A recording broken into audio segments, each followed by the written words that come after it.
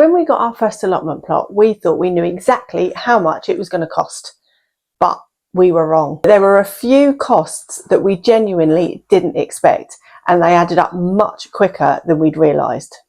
If you're new here, my name's Claire, and we share an honest look at our allotment life and our growing journey. If you're thinking about getting an allotment plot, this might save you a little bit of money and a little bit of stress. We've already shared how much our allotment costs overall, but this vlog is more about all the hidden stuff. The little things that don't feel expensive at the time, but over the course of a season, they all really do start adding up.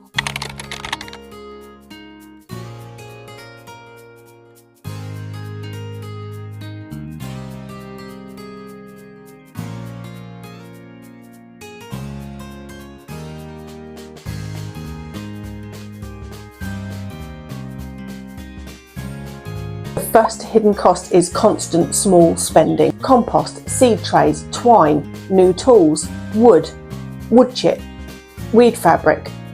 Individually they don't seem like much, a £5 here, a £10 there, but over time it really does add up. We didn't even notice it at first until we looked back later.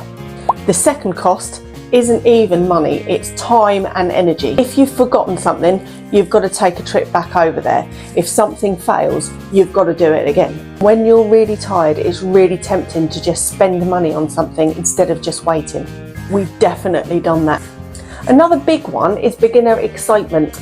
At first, everything feels like it's essential. You'll often think to yourself, oh, this will make things easier, or that'll save us money in the long run. But honestly, beginners tend to overspend, and we definitely did that too. That being said, we absolutely love having an allotment. We don't regret it at all. We just think that it's really important for you to go in with your eyes wide open. It's not just the obvious costs like sheds and greenhouses and polytunnels that cost a lot of money. If we were starting all over again, we'd definitely do a few things differently. We'd buy a lot less stuff at first. You can borrow tools where possible, and honestly, wait an entire season before you think about replacing anything.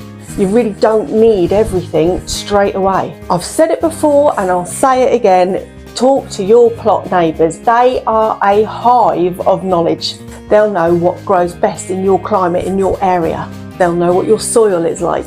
They'll even know that Bob down at plot 72 is getting rid of his greenhouse next month. If you're new to allotments or you're still trying to figure out if it's going to be right for you, please feel free to subscribe, because we share our honest side of allotment life.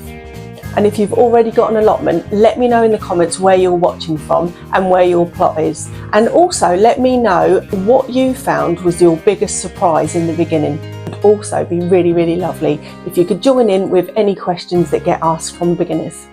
Thanks for watching, and we'll see you next week. Take care.